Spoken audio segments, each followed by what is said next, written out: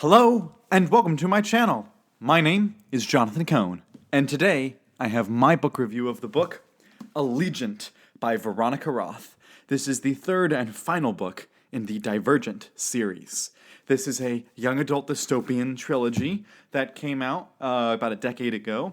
The first book, Divergent, I read and reviewed. I enjoyed this. It wasn't a favorite book. It really got good in the last 100 pages. Then I read the sequel, Insurgent, which was a tremendous book. I loved this book. This was a tremendous step up. I really enjoyed it. I thought it was an excellent novel.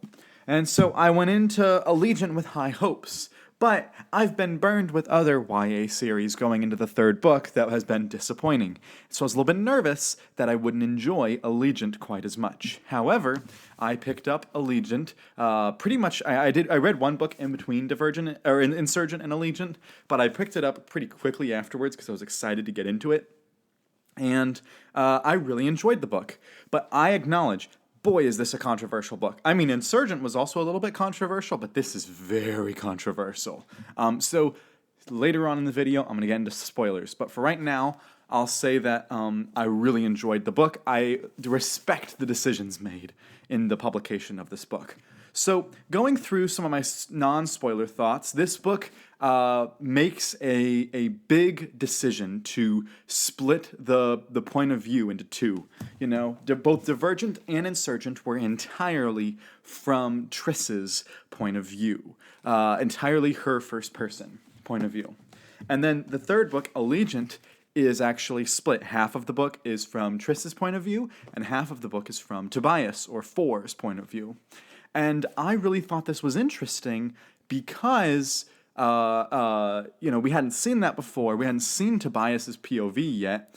And it allows Veronica Roth to keep this story fresh, to do innovative things with it. It isn't just, it doesn't become stale. This is by no means a stale book. And I think that's what I can say that's great about the series is each book felt like it brought something new to the table, and each book felt like it was truly had something to say and was exploring quite a lot. And this book explores a lot, and it was able to, see the dual perspectives. You get inside Triss's head, you get inside Tobias's head. Now, both of them are from first-person perspectives. So I will admit, there were several times when reading this book that I just naturally didn't look to see whose perspective it was, and so my mind defaulted to thinking it was Triss's, and then a character would say something, I was like, that doesn't make sense for them to say. I'd be like, oh yeah, that's because it's Tobias, not Triss. Now, I really don't think that was a fault of Veronica Roth, more as much as me not looking to see who it said. And there are little subtleties I could pick up between what was Triss's POV and the way she talks about things and the way that Tobias talks about things, but they both have one thing in common, and that's that they're both terrible at communicating with each other, and they're terrible about keeping their promises to each other, which is just kind of humorous to me.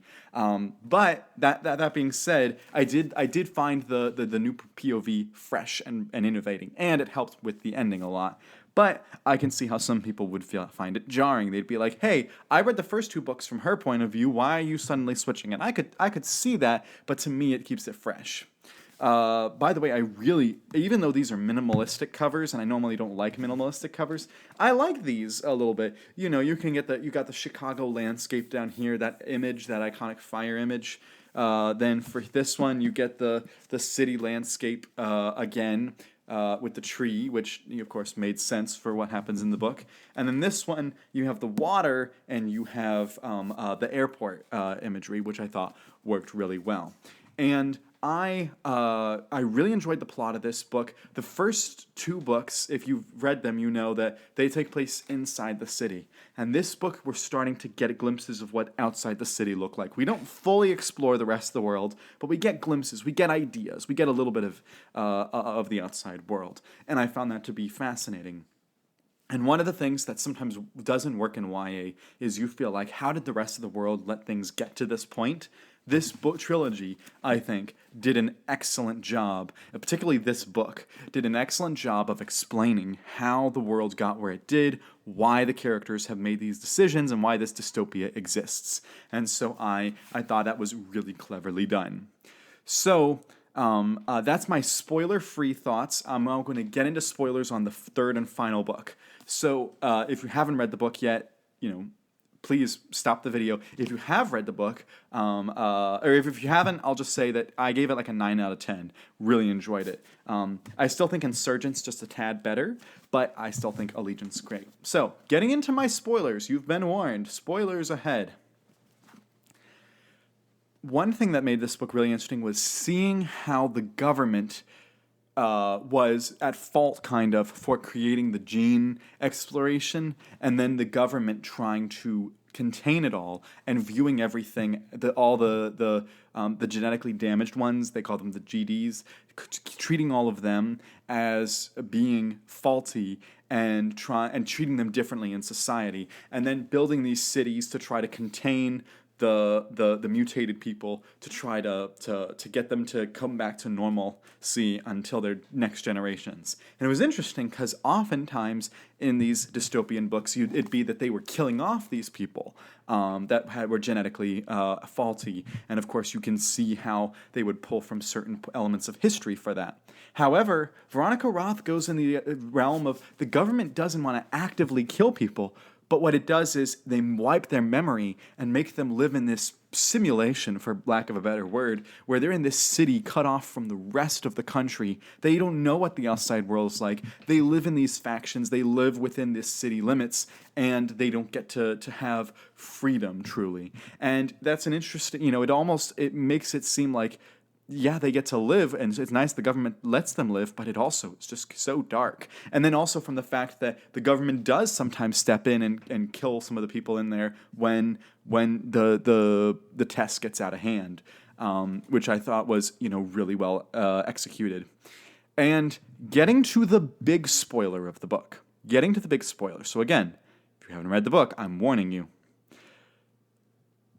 Triss's death I felt interestingly handled. I know a lot of people did not like it, and I know a lot of people were not happy that she didn't get to live happily ever after with Tobias, and I'd say, if it's talking about what I want as a reader and fan of the series, I'll say, yeah, I wanted her to end up with Tobias. I wanted them to have kids, grow up, grow old together, all that stuff.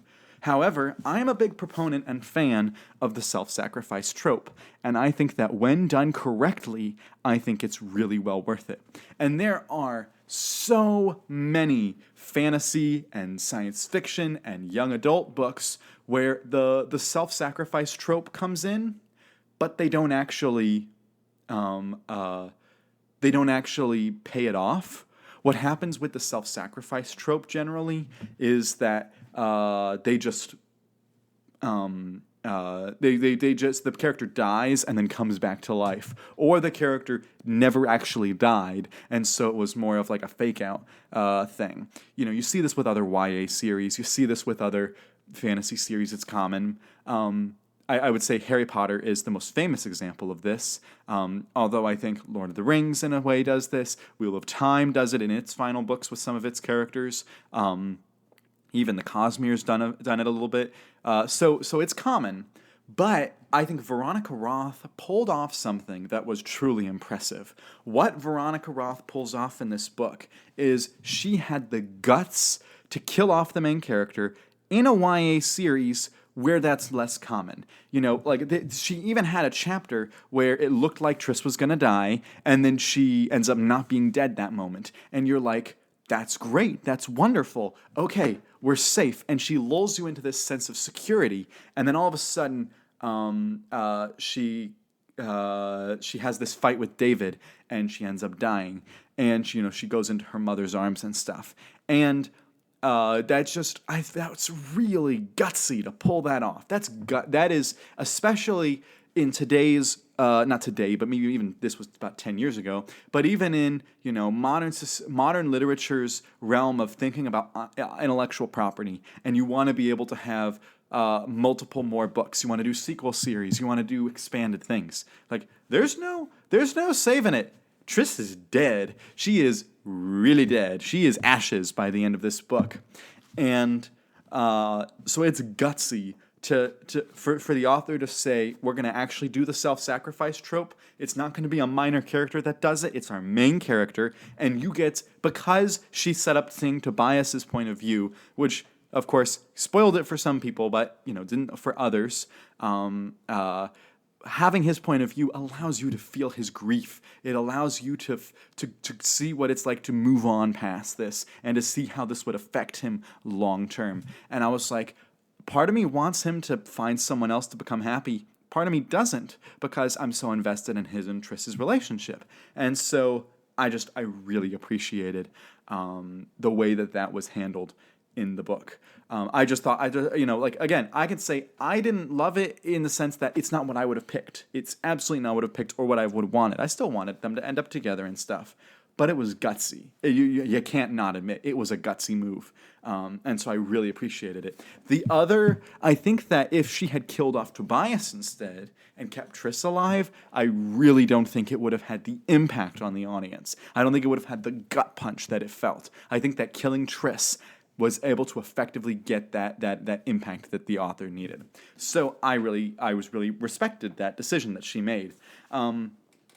I think that, a little bit in the middle of the book could have been paced, tiny bit better, but there was a lot of plot in this book. It's moving forward. I do like that each book basically has different locations and has different focuses. This book, you really don't see Chicago that much, the inside of Chicago. During the first 100 pages, they escape, then they're outside Chicago for the rest of the book, and then, Tobias comes in for a little bit at the very end, and he, kind of negotiates the peace deal, which I thought was really cool. And I liked that he ended up being a political representative, like an assistant to a representative. I thought that was a really, really, really smart move for him.